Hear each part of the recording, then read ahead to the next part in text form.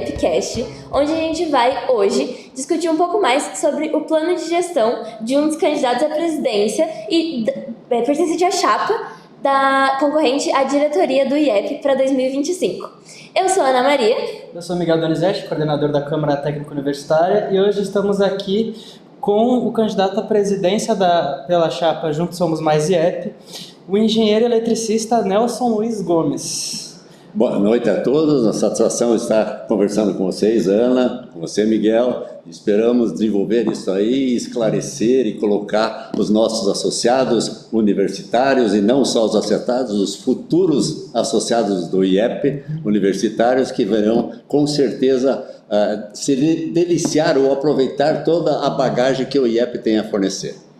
Com toda certeza. Hoje a gente está aqui para ter um bate-papo, uma conversa, para a gente esclarecer algumas dúvidas sobre os planos de gestão. E vamos começar um pouco, começando a contar um pouco da sua história. A gente já sabe que o senhor já foi presidente do IEP uma vez, e a gente queria saber um pouco mais de você, o que o senhor aprendeu na sua gestão anterior, quais são as coisas que você faria diferente, quais coisas você pretende levar para essa gestão que começa agora.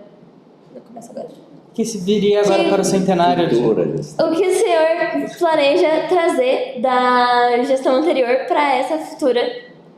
Não, só uma pequena observação, na realidade eu fui presidente por dois mandatos, já fui presidente por 2 mandatos, em 2015 a 2017 e 2021 a 2023. O que a gente realizou? Que obras, o que foi as realizações nesses períodos. Então, posso dizer para vocês que na primeira gestão, se pegarem os discursos que eu falei, o IEP estava um pouco, como se diz, num casulo, isso é, estava muito fechado e não tinha oportunidade de ir para fora. Então, a primeira coisa que nós fizemos na primeira gestão, um grande objetivo, colocar o IEP, resolver o problema interno do IEP, certo? Resolver os problemas principais que aconteciam no prédio. Só para vocês terem ideia, este prédio que vocês estão aqui agora, nesse prédio que estamos nesse local, nós tínhamos fissuras técnicas, fissuras em nossas vigas, em nossas colunas, que chegavam a absurdos mais de 3 centímetros de falha. Isto foi a primeira correção que foi feita, o grande trabalho que foi feito, quer dizer, era construir o IEP internamente. A segunda parte que a gente fez na primeira gestão foi, vocês estão vendo hoje, janelas confortáveis, etc. Então nós consertamos as janelas, certo? Porque não tinha segurança nenhuma, certo? E assim por diante foram uma série de atividades para melhorar a estrutura interna do IEP e também colocar o IEP como um protagonista na engenharia para a sociedade. No segundo mandato, que foi de 2021 a 2023, aí sim o IEP já existia e saiu para fora. Isto é, o IEP se apresentou à sociedade com uma série de projetos e uma série de intervenções na área de engenharia, que nós vamos comentar mais adiante. Agora eu vou ser um pouquinho mais provocativo quanto a isso. Desses seus 2 mandatos, o que você faria diferente e, tendo em vista essa sua experiência, o que você melhoraria na sua gestão caso venha a ser presidente novamente nesse próximo mandato? Mas veja o seguinte, então, no primeiro mandato, nós fizemos uma reformulação estatutária. Essa reformulação estatutária foi uma visão lá de 2015 e 2017, que é o estatuto que está prevalecendo até hoje.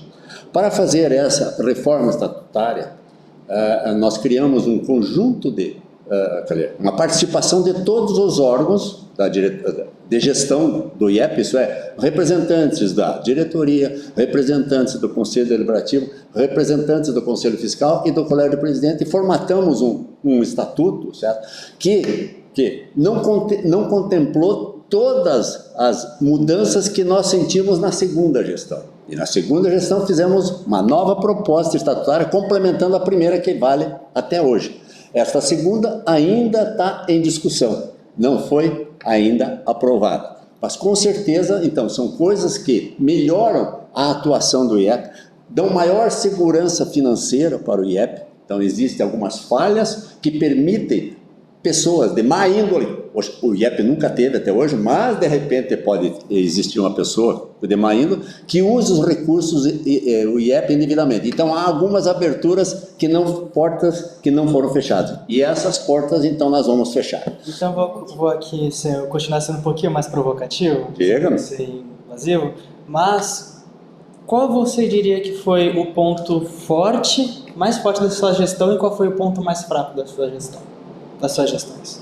Bem, o ponto mais forte, vocês sabem que hoje o IEP tem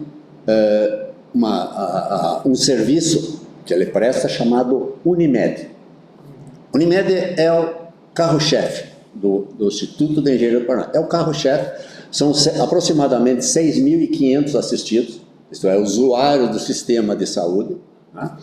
E lá em 2015, estou falando o carro-chefe, lá em 2015, eu percebi que os assistidos da Unimed, eles pagavam dois valores. Um valor para o IEP, que ressarcia a Unimed, e um valor para o INSS. Dois valores. E percebi que esses valores eram pagos ao INSS, era ilegal. Ilegal. Era 4,5%. Isso é, cada R$100 que você pagava para a Unimed, você pagava 4,5% para o INSS. O que nós fizemos? Fizemos uma ação judicial, entramos pedindo o cancelamento dos 4,5% e retroativamente 5 anos de impostos, o INSS é uma taxa, um imposto, certo? Cobrados ilegalmente. E tivemos sucesso nesse evento. Se somarmos a economia de 4,5% de 174 meses, mais ou menos, dá mais de 35 milhões de reais que o IEP colocou na mão dos seus assistidos.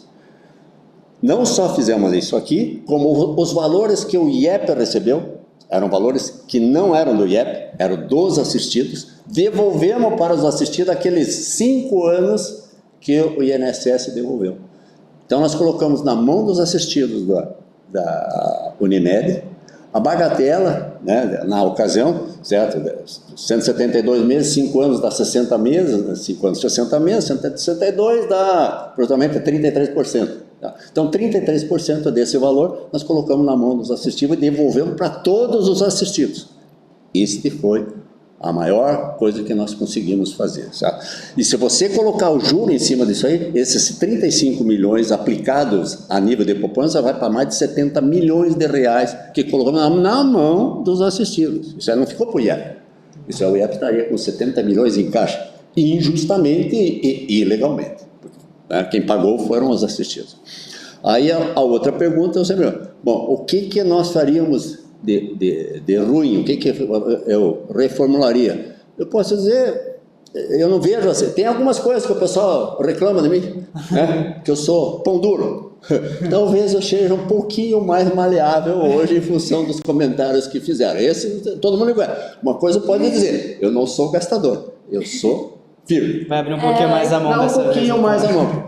No sentido de que a gente vai comentar mais ou menos na conversação, certo? Mas então não seria tão rígido como fui lá naquela ocasião, onde o IEP tinha até um início, lá atrás, na primeira gestão, um pouquinho mais de dificuldades financeiras. Sabe? Hoje, vamos dizer, está o IEP hoje é o maior clube de engenheiros do Brasil. E seguramente o mais saudável, em todos os aspectos. Ótimo. É bom saber que o senhor está aberto a críticas construtivas, então, pessoal. Eu queria saber um pouquinho do que motivou o senhor a entrar nessa eleição. Bom, a vocação principal para ser presidente do IEP, sabe, seria natural do atual presidente, que ele pode ir para a reeleição, isso estatutariamente é permitido. Ele não optou por seguir né, no segundo mandato, e aí me convidou para se colocar como presidente. Essa é a primeira justificativa. Uma segunda justificativa, certo? Eu amo muito esse instituto aqui, não é à toa. Eu estou envolvido com o Instituto de Engenharia um pouco mais antes que vocês nascerem. Eu já estava envolvido com o Instituto de Engenharia. Então, o presidente que vocês não conheceram, Luiz Carlos Pereira Torinho, já deve ter ouvido falar, que foi um presidente, só olhar na galeria dos presidentes, é o presidente mais longevo do Instituto de Engenharia, certo? Então fez uma série de obras, uma série de realizações. Eu já era diretor de eventos lá atrás, certo? Lá atrás, então isso foi lá na década de 1970, década de 70 ali, né? 1970, 70, 80, por aí eu já estava na diretoria. E aí assumi diversas funções e isso, certo, me levou a ter uma intimidade com todos os associados, um rol de amizade, certo, muito grande, tá? E o pessoal diz, não, você tem que ser o presidente. E, na realidade, eu fui 2 vezes presidente, não sou favorável à reeleição, eu abomino reeleição em qualquer espaço. Então, se vocês verificarem, eu fui em 2015, 2017, fui presidente, poderia ter ido para a reeleição? Poderia. Quem foi o eleito na eleição seguinte? O que era o vice-presidente e não teve nem chapa de oposição, só para vocês terem ideia do que aconteceu. O mesmo aconteceu em 2021 a 23, poderia ter ido para a reeleição, sou contra a reeleição. O atual presidente teve o meu apoio, né, o José Carlos Conceição teve o meu apoio, certo? E agora, como ele não saiu candidato, ele está me apoiando. Então, essas são as principais motivações que me levaram a ter. E a pergunta seguinte, provavelmente, né, você vai perguntar, o que você vai fazer nessa novela? O que tem? Quase isso. A gente sabe... Vamos devagar, eu não sou devagar. A gente sabe que o senhor tem uma equipe por trás desses planos de ações, por trás de todos esses planejamentos. A gente queria que o senhor contasse um pouco mais sobre quem compõe a sua chapa. Bom, a minha chapa é diversificada, certo? Não eu, particularmente, sou engenheiro eletricista, certo? Aliás, fui o primeiro presidente, né, engenheiro eletricista dessa instituição. Normalmente eram os engenheiros civis e outras profissões, tá? Bom, além disso, compõe a minha chapa 2 engenheiros civis. O vice-presidente, que é o engenheiro João Augusto Barão Michelotto, tá? Que foi presidente de entidades, tá, do IBAP, Instituto de Avaliações de Perícia. Hoje ele tem assento no IBAP Nacional. Tá? Temos também a Ana Carme, que representa o grupo Mulheres e Arquitetura, ela é uma arquiteta também com uma grande experiência. Temos também um engenheiro mecânico, representando então o grupo de engenheiros mecânicos, que é o João Grock Júnior, certo? João Grock Júnior, que tem uma larga experiência no setor, ele vai ser o diretor financeiro, e tem uma larga experiência nesse segmento financeiro, pois atuou no Banco Itaú, então, fazer uma propaganda do Banco Itaú, né? Dar publicidade, não propaganda.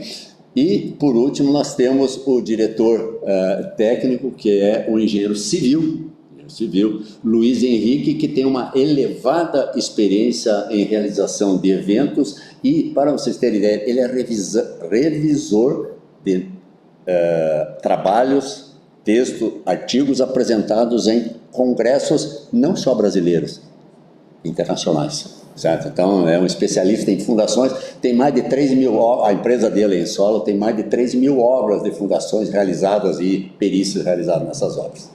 Vamos aprofundar um pouquinho mais nessa questão da sua composição de chapa. Por que você escolheu eles, além da parte curricular e profissional, é claro? Por que você escolheu essas pessoas para comporem suas chapas nessas posições que você disse agora? Bom, primeiro pela experiência. Como vocês viram, tá, em detalhes de todo o currículo dele, vocês encontram essas informações num site que nós temos, que é o nome da chapa, certo? A numeração Juntos Somos Mais iep.com.br. Vocês têm um currículo detalhado de cada um. Normalmente aqui, né, não vamos falar todo o detalhamento do currículo, mas tem nesse site não só essas informações, como tudo que nós realizamos nas 2 gestões passadas. Certo? A gente também vai disponibilizar o link na descrição do vídeo. Ótimo, obrigado, eu agradeço muito. Então, desculpe, eu perdi o fio da meada aqui. Era porque você escolheu essas pessoas para a sua chapa. Ok, porque foi escolhido. Primeiro ponto, uma experiência, já falei. Tem um segundo ponto importantíssimo, certo? Nenhum dos 4 foi diretor. Então, a ideia é ter uma renovação com inovação. E se vocês olharem, daqui a pouco vão pedir sobre o meu plano de gestão, certo? Vocês vão ver que existem princípios e ações.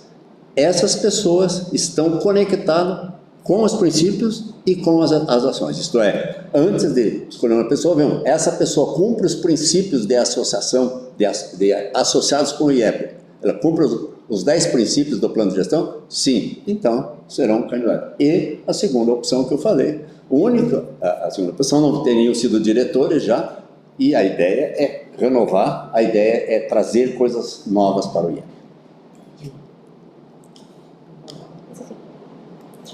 Então, quais são as suas expectativas para o centenário do Instituto?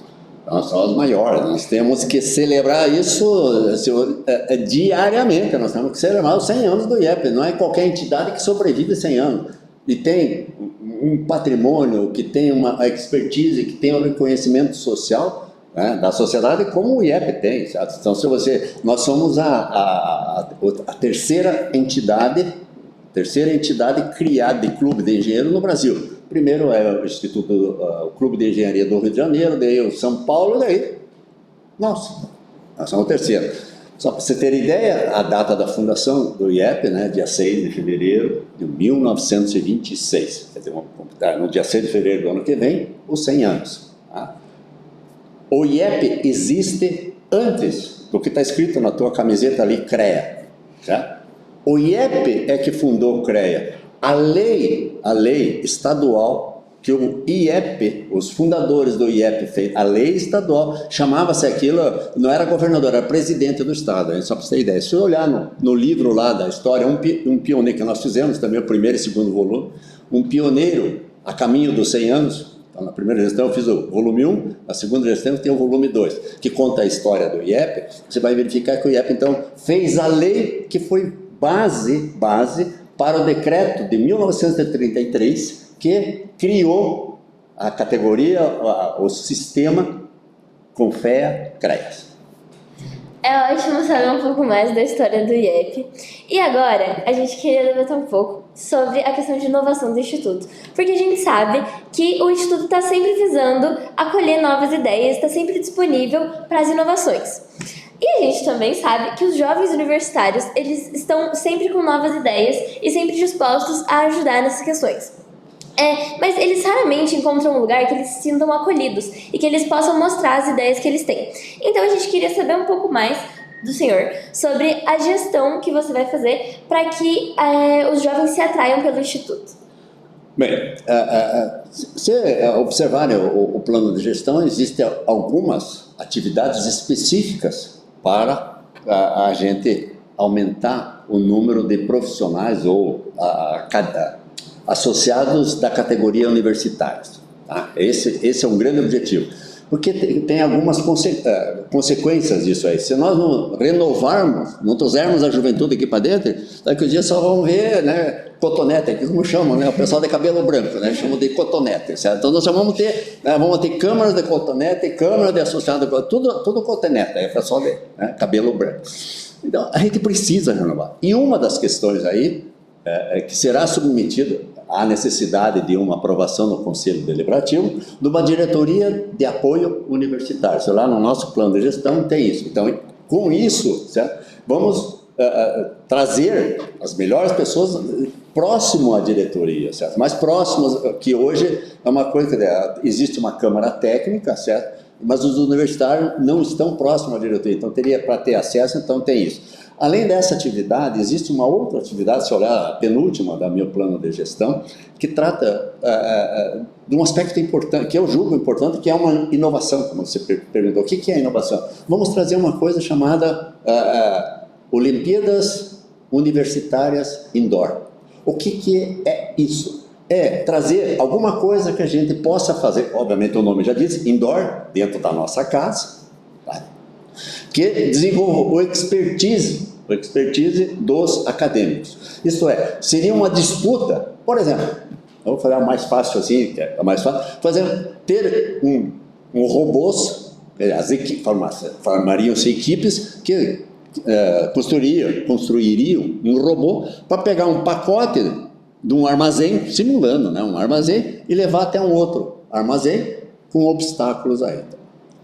A equipe que provavelmente, né, levar o pacote A sem derrubou o armazém B no menor tempo seria a vencedora, a segunda menor tempo, etc, etc. E aí seria premiado a equipe, essa equipe que vencedora, primeira, segunda, terceira, isso, não sei quantos lugares vão ser premiados, pelo menos 2, os demais recebem menção honrosa, né? E seria premiado financeiramente, tá? Financeiramente. E a universidade ou faculdade que eles representam levaria um troféu, ganharia um troféu, tá? Que poderia ser exibido. Então, essa é uma. A outra é construir uma estrutura, se fosse civil, construir uma estrutura de civil, né, que suporte um determinado peso, que transporte obstáculos, simular uma ponte, vamos dizer assim, certo? Com pequenos gravetos, né, sticks, né? Você monta, coloca um peso em cima, que vai aguentar mais peso, é o vencedor. Então, tem uma série de coisas. Isso tem que desenvolver. Como é que eu vou desenvolver isso? Eu vou ter que ter a participação dos universitários para fazer isso.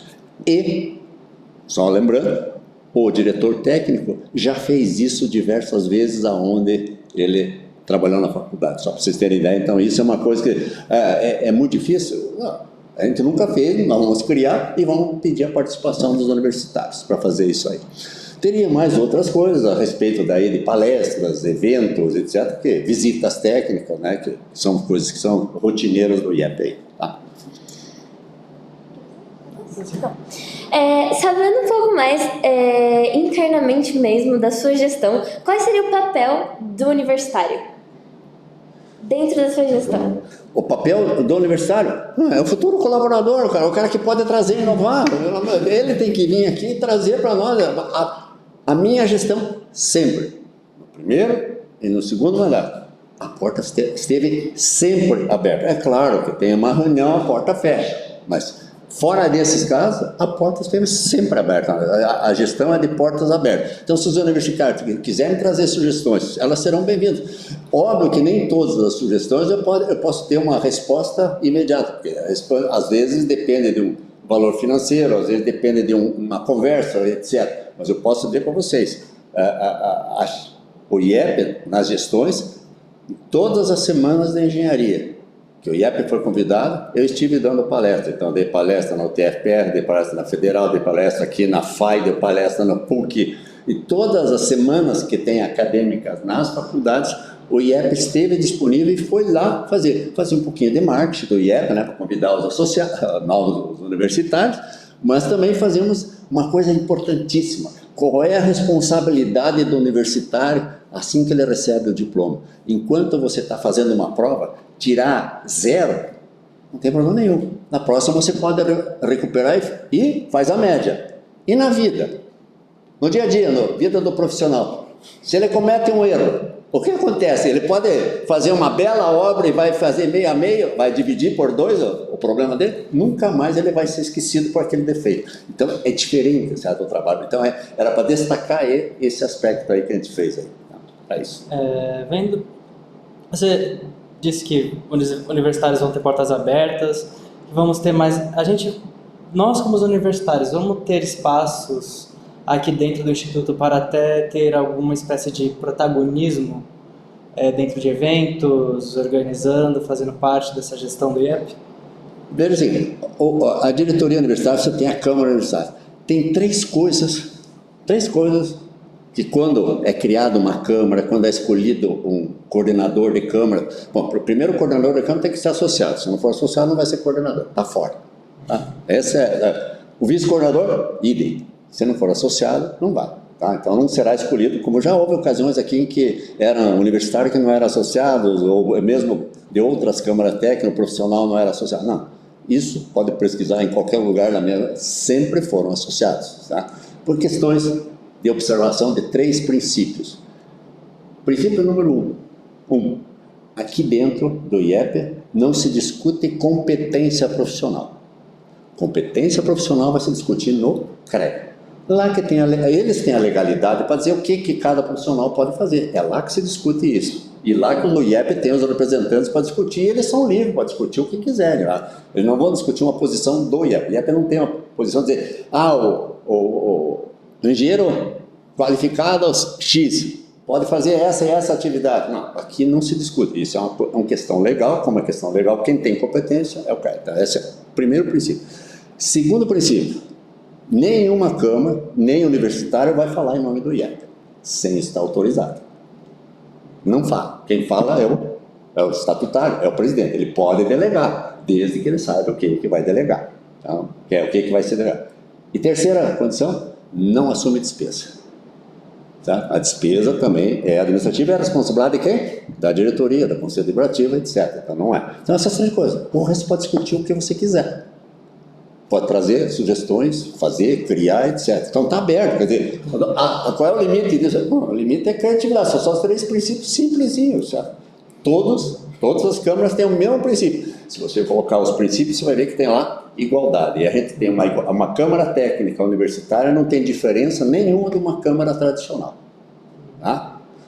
Que é, por exemplo, pega a Câmara de Energia, certo? Que é a mais antiga e mais operador, que mais tem operações, trabalha dentro desses princípios aí.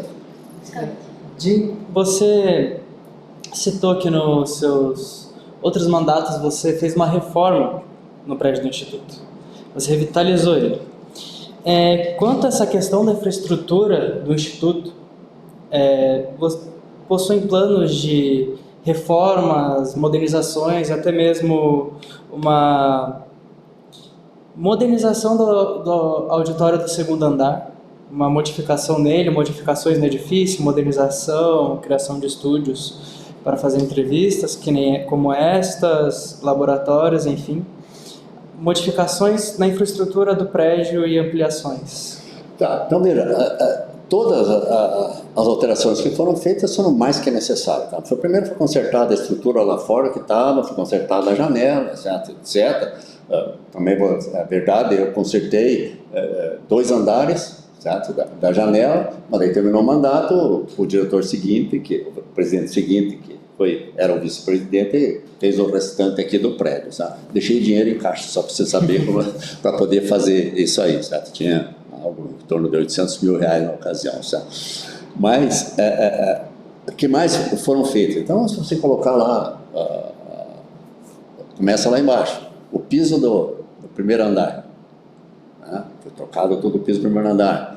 Quando eu cheguei aqui, vocês hoje não conheciam o IEP antigamente, mas ali no 1º andar você tem um parapeito, certo? De aço inox, inoxidado. Na época, aquilo lá não era barras verticais, eram horizontais. Eram barras horizontais. E no 2º andar acontecia, de vez em quando, aniversário de crianças. Era desse tamanho assim, então tinha, acho, a barra de altura, que era 1 metro, aí tinha mais uma barra no meio, mais 2, dava 30 centímetros, porque uma criança podia cair do 2º andar lá na terra, só isso que podia ter acontecido lá. No dia que eu vi isso aí, vi o aniversário da criança, foi suspenso, não aluga mais, enquanto nós não resolvemos o problema de segurança das pessoas. E aí, então aí tem uma série de outros eventos que foram feitos, quer dizer, janela, não sei o quê. A reforma do hall de entrada, talvez não tenham conhecido como é que era, não é um piso preto, pintado, tudo rachado, quebrado, etc. Então a gente fez um novo hall de entrada, certo? Que hoje é estado da arte praticamente, apesar as catracas, vamos dizer assim, o controle de acesso ainda não é estado da arte, mas deve ser, certo? Vamos ver se implantamos o reconhecimento facial, tá? Aquelas aquelas catracas, daí você não precisa carregar o QR Code, né, que hoje você tem que passar lá, então você apresenta o teu rosto e entra. Porque a ideia, certo, tá preparada a entrada para, por exemplo, um veículo, você coloca o seu rosto, abaixa o vidro para o seu rosto, ele abre, cancela automaticamente, não precisa ter o porteiro para ver o vidro, já registra todo. Então essas coisas, essas novidades deverão ser implantadas no devido tempo. Então, o que mais que foi feito? Você perguntou uma coisa, e o auditório, o que vai ser feito? O auditório está cheio de cupim. Já tem projeto, não vai ser possível a execução no atual mandato do presidente, mas se olharem também no meu plano de gestão, vão ver que eu vou continuar tudo que foi feito. Então tem projeto, provavelmente só vai sobrar para quê? Escolher quem vai executar aquele projeto. Então já existe isso para reformar o auditório, já está. Tem também já que deverá ser executado, não sei se vai dar tempo para a atual gestão terminar, tem um depósito que vai ser construído lá no fundo lá do centro de eventos, porque hoje, eu não sei se vocês perceberam, sobe cadeira, desce cadeira, sobe mesa, desce mesa, então as mesas vão ficar lá dentro do centro de eventos, no espaço que será construído, já tem projeto, já tem empresa escolhida para fazer esse projeto. É muito bom saber que temos continuidades, né, da gestão atual para a próxima gestão. E o senhor também comentou no começo da nossa entrevista que nos seus antigos mandatos vocês estruturaram realmente a presença do IEP no estado e toda a questão da imagem do IEP para a população. E eu queria saber do senhor quais são os planos para afirmar e para fortalecer essa imagem do Instituto tanto para o estado quanto para a população. Uma coisa importante, certo?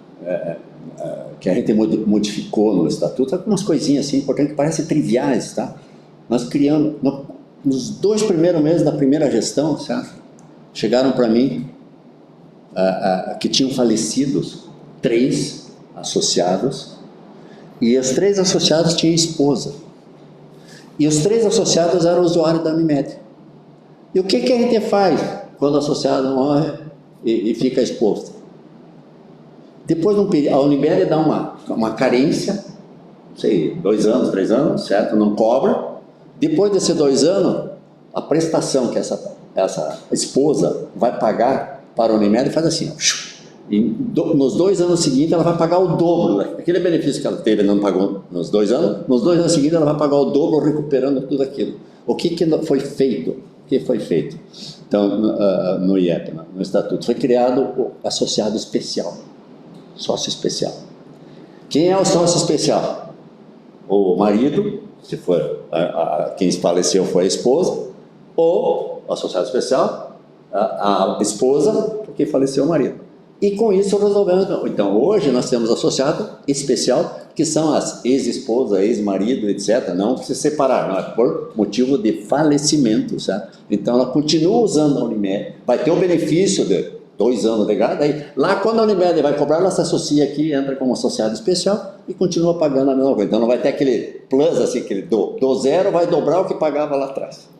Então, essas coisas foram feitas, certo? No sentido de melhorar a interação, não só do associado, não só do IEP com o associado, como os dependentes. Também na primeira gestão, nós criamos os tais fatídicos, coisas boas, né, que são os bailes. Então tem 4 bailes anuais, certo, que foram criados lá atrás. Tem o café da manhã, que foi criado lá atrás. Você vê o pirizinho, que tem o símbolo do IEP. A xícara, que tem o símbolo do IEP. O prato, sobremesa. Então tudo isso foram questões colocadas para que o associado se sentisse um pouco melhor acolhido pelo IEP. Não sei se eu respondi todos os questionamentos que você fez. Se faltou algum aí, por favor. Não, acho que sim. É bom saber que esse sentimento de acolhimento está sendo passado para a gente. E eu queria perguntar um pouco mais sobre o seu plano de gestão. Ótimo. Que ele cita a criação de diretorias de apoio, como a esportiva e a acadêmica. Eu queria saber por quê, de onde veio essa ideia da criação dessas diretorias e quais seriam as funções de cada uma. Bom, diretoria de apoio universitário, obviamente, para tentar aproximar os universitários do IEP, aproximar os universitários da diretoria. Só para lembrar, diretoria de apoio, certo? O nome já diz, diretoria de apoio. Ela poderá participar das reuniões da diretoria, certo? Só tem um detalhe, a diretoria de apoio, ela poderá ou não votar. Tá? Pelo estatuto, não, mas isso depende do acordo que fizerem entre a diretoria.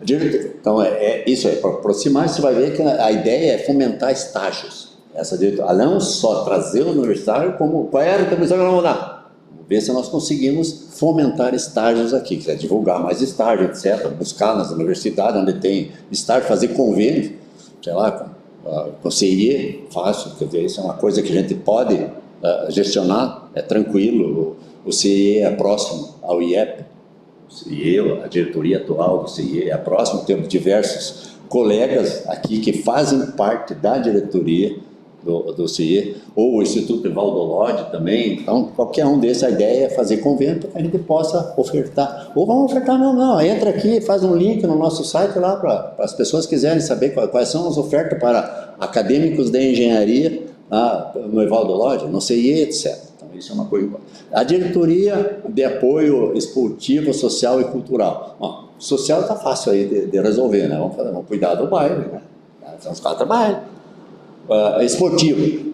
Por incrível que pareça, xadrez é um esporte. Então vai ter não sei se já foi anunciado, mas vai ser anunciado em junho, tem um torneio internacional aqui no IEP. Já está. Então, isso é uma coisa que a gente sempre fez.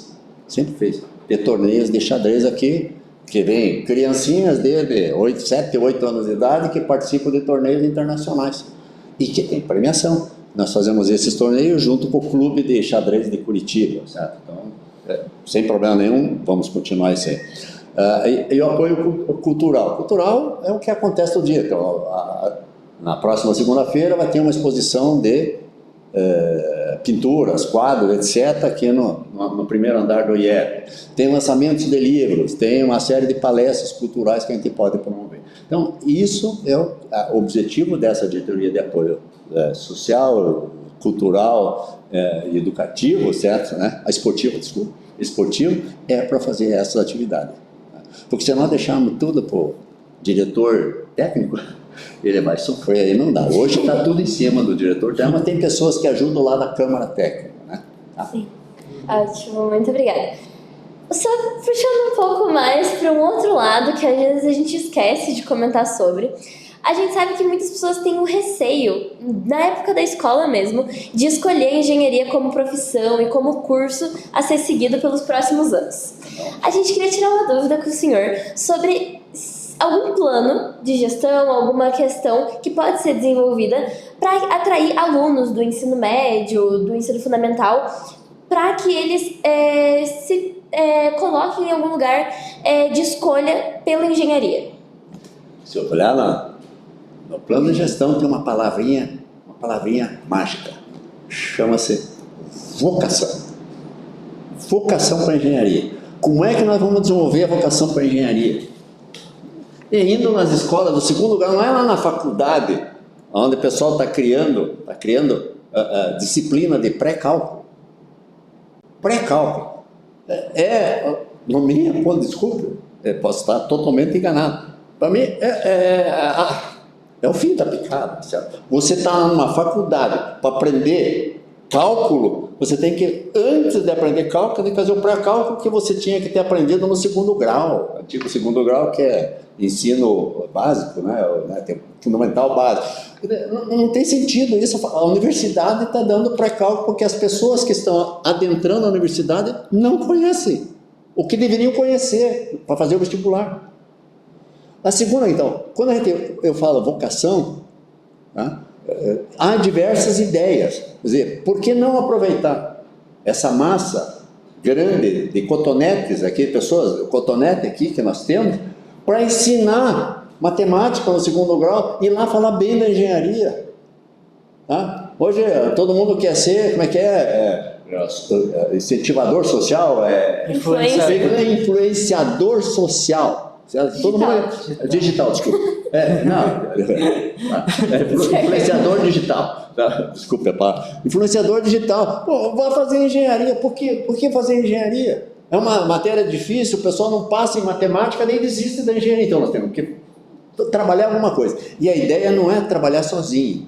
Não é trabalhar sozinho. Vamos lá nas escolas, preferencialmente vamos na Secretaria de Educação, fazer esse trabalho, tentar colocar para o governo que é importante esse trabalho, certo? Da gente tirar aquela máxima de que matemática é difícil, que não sei o quê. Não, matemática é fácil, é trivial. Para quem aprendeu certo, correto, etc., é possível. Então, recuperar as pessoas lá no ensino básico, certo? É isso que nós temos que fazer. E aí, explicar, engenharia, 70% do que tem do produto interno bruto de qualquer país é fundamentado em engenharia. É a engenharia que gera, certo? Eu sou advogado. Posso dizer para você, não vou aqui criticar os advogados, não. Mas no sentido que o advogado não gera tanta renda, não gera tanto benefício como a engenharia. Pergunta, qual é as inovações? De onde vem a inovação tecnológica? É pura engenharia. Em qualquer área, se não tiver a engenharia contribuir, seja na medicina, seja na agricultura, onde você pensar, se a engenharia não estiver presente, não há desenvolvimento. Não há desenvolvimento. Tá? Então, nós temos que ter isso aí, e essa palavra mágica, vocação, é uma das questões que nós temos que tratar com muito carinho. Já puxando um pouco você citou a Secretaria de Educação. Então, você pensa nesse próximo mandato em aproximar mais o IEP do governo estadual, de outras entidades, de classe também, de outras instituições, de outros órgãos, enfim, sejam lá quais sejam eles, fazer essas parcerias, assim? Então, na mudança estatutária, foi uma coisa criada também, um outro tipo de associado, chamado sócio conveniado. O que é o sócio conveniado? O IEP não tem estrutura para o interior, pelo menos na minha visão, não deve ter estrutura no interior, em outros locais. Porque lá já existe clube de engenheiros. Nós vamos competir com o cara inteiro? Não. Vamos somar, fazer alguma coisa assim, chamada 1 mais 1 não é 2, não. 1 mais 1, isso é o IEP mais uma entidade, não vai ser 2, vai ser 3. Porque ele ganha, o IEP ganha. Então, com o conveniado, o IEP faz um convênio, estabelece um convênio com a entidade, e você pode ser associado a 2 entidades, pagando uma anuidade menor. A regra hoje do convênio estabelece o seguinte, que você, associado de uma entidade do Brasil, nós temos convênio, só para saber, com Bahia, com Santa Catarina, com não sei o quê, então tem associados de todo, são mais de quase 300 municípios que têm associados, muito mais, são 399 no Paraná, mas tem associados em Manaus, associados em Porto Alegre, tem e vai aumentar. Aí faz um convênio com uma entidade lá da Bahia, por exemplo. O que ele vai usar? O que esse associado baiano vai usar do IEP? Unimed, a nossa Unimed é nacional. Então faz um convênio, esse convênio com a entidade, ele paga um valor X lá para a unidade, ele pode pegar um pedaço, ou todo esse X, e abater até 50% da anuidade no IEP. Ele pode abater aqui. Então ele é associado de 2 entidades que oferecem uma série de serviços, né, pagando menos. Isso é o associado conveniado, que foi criado em 2000, na revisão do estatuto em 2016, 2017. Então você pensa em ampliar essa rede de conveniados? Todo dia tem novos convênios sendo firmados, sabe? Tem todo dia não é todo dia, sabe? Mas toda semana, todo mês são convênios são firmados. Então tem associados do interior, tem associado aqui de próprio Curitiba, certo? Por exemplo, você é associado a ASBE, você é um arquiteto. Então lá, os arquitetos estão nessa associação dos arquitetos aqui de Curitiba, você paga lá as BES para pegar um pedaço aí, você é associado à ASBE e ao IEP. Qual é a diferença do conveniado para um associado normal? Além de pagamento, o conveniado não pode votar e ser votado. Só isso. O resto ele tem todos os benefícios, pode estacionar, pode usar o convênio, pode fazer tudo. sabe? Então, se utilizando também desses convênios e por outros meios, como você, no seu plano de gestão, diz para desenvolver a parte profissional também dos associados, então, quais seriam as suas ações, utilizando, como eu disse, de meios de convênios de institutos ou até mesmo fazendo workshops, cursos que sejam patrocinados pelo IEP? Quais seriam suas ações efetivas para que haja esse desenvolvimento profissional do associado? Não. Então vamos lá. Então tem um aspecto de convênios comerciais, vamos dizer assim, certo? Se você olhar lá em 2015, 2016, certo? Nós estabelecemos convênios comerciais com todas as faculdades. Você fazia curso de mestrado, curso ou mestrado de pós-graduação ou doutorado, seja, e tinha desconto. Não só com os cursos de pós-graduação, como tinha desconto para os filhos que estudassem no Positivo, nas escolas de segundo grau, tinha desconto, e ainda tem. Isso é, se você tem um filho estudando na Positivo, se não me engano, era 15% que você podia bater. Duas mensalidades que você pagava no Positivo, você pagava a anuidade do IEP. Então fizemos convênios com essa, com o Positivo, fizemos convênio com a FAI, fizemos convênio com a PUC, fizemos convênio com o que mais? Tinha 7 convênios aí, certo? Então, 7 convênios. E esses convênios hoje foram aumentados, que hoje tem convênios comerciais, aí da parte de conserto de carro, com oficinas mecânicas, tem consertos, convênio com farmácias, certo? Estamos com a Raia, tem com... Isso foi na segunda gestão, certo? 2021 e 2023, que a gente ampliou enormemente o número de convênios e continua ampliando, certo? Então, você chega lá na farmácia Anicei, você dá o teu número de CPF, está lá registrado, você, não, eu quero esse produto aqui, eu gostaria de comprar esse remédio, etc. Então, tem um desconto em função desses convênios comerciais. Tá? Então, tudo isso foi criado e foi sempre bem gerido de modo a ampliar essas ofertas aí. E um detalhe, por exemplo, a farmácia Raia, ela não tem só no Paraná, ela tem fora do Paraná. Então, as pessoas que têm fora do Paraná, ou vêm para o Paraná, é só dar o CPF lá em qualquer NC, etc., na Raia, na Panvel, certo? Tem esses descontos aí. E como isso seria utilizado para o desenvolvimento do profissional que está aqui dentro do Instituto? Desculpa, eu acabei não abordando. Então, do profissional. Então, profissional, além de ter então, esses cursos de mestrado, ele tem também o IEP. O IEP oferece bolsas para fazer mestrado junto ao LACTEC. São, não sei se são 6 ou 8 bolsas para associado. Acho que são 6, são 3 vagas que nós tínhamos integrais. Só que, em vez de fazer 3 vagas integrais, eu transformei em 6 parciais de 50%. Isto é, de maior oportunidade. Se você entrar amanhã aqui no IEP, se associar ao IEP, você pode pleitear uma dessas vagas aí, só que é anual, né? Agora é só no próximo ano que vai acontecer novamente a seleção. Aí é feita uma seleção, se você passar, você paga 50%. Por que vocês mudaram de integral, de 3 bolsas integral, para 6 parciais? Porque teve gente que tinha bolsas integrais e não fazia a dissertação de mestrado. E se você não fizer a dissertação de mestrado, não sei se você conhece, a nota da CAPES do curso de mestrado ou doutorado diminui. Então, entrou 30 pessoas para fazer o mestrado. Dessas 30, somente uma apresentou, com certeza a nota do mestrado vai cair. Se a nota do mestrado cair, menos procura vai ter, menos gente vai fazer. Quer dizer, cai o nível do mestrado, cai tudo. Então, em função disso, nós temos 50%. Se ele não pagar uma, ele perde o desconto de 50%. Então, ele tem que manter em dia, manter todos o processo de fazer a dissertação, se concluir a dissertação no prazo certo, aí ele tem todo o desconto que teria por cento. Então tem mestrado, tem as palestras, tem as visitas técnicas que corroboram com tudo isso aí.